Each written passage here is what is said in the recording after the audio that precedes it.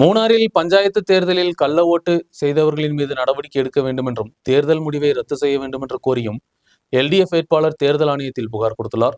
மூணார் பஞ்சாயத்தில் 11ஆம் வார்டான சொக்கநாட்டில் போட்டியிட்ட சிபிஐ வேட்பாளர் மணிமேகலை தான் தனது வார்டில் 8 பேர் கள்ள ஓட்டு போட்டு தன்னை தோற்கடித்ததாக புகாருடன் முன்வந்துள்ளது.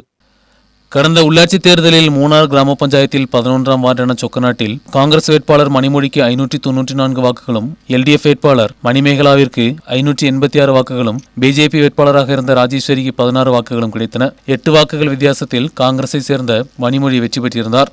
ஆனால் சொக்கநாடு வார்டில் வாக்களித்தவர்களில் ராஜேந்திர பிரசாத் என்பவர் இதே வார்டில் 2 பூத்துகளிலும் மாறி மாறி வாக்களித்துள்ளார். ராஜேந்திர பிரசாத் மறையூர் மைக்கேல்கிரியிலும், எஸ் கார்த்திகா மூணார் கல்லாரிலும், எஸ் பேச்சியம்மாள் லக்கத்திலும், மோகன்ராஜ் சித்ராபுரத்திலும், டி ஈஸ்வரன் மூணார் பெரியவாரிலும், സത്യഭാമ എന്നിവർ ദേവികുളത്തിലും ഇരട്ടെ വാക്കളിത്തதாக പുകാർ ഇറന്നുള്ളത്. എൻ്റെ പേര് മണിമേഖല എന്നാണ്. ഞാൻ ചൊക്കനാട് 11ആം വാർഡിൽ മത്സരിച്ച എൽഡിഎഫ് സ്ഥാനാർത്ഥിയാണ്.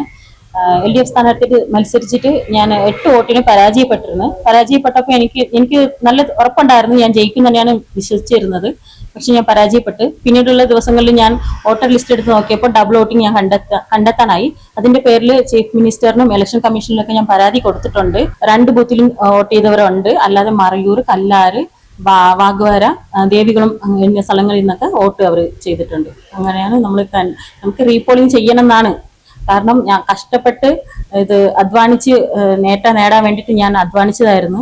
പക്ഷെ അത് എൻ്റെ കയ്യിൽ നിന്ന് അവർ തട്ടിപ്പറിച്ചപ്പോൾ എനിക്ക് വല്ലാതെ ദുഃഖമുണ്ട്.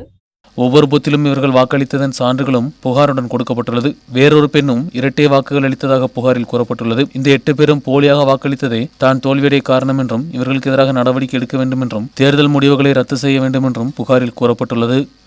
News bureau, Munnar.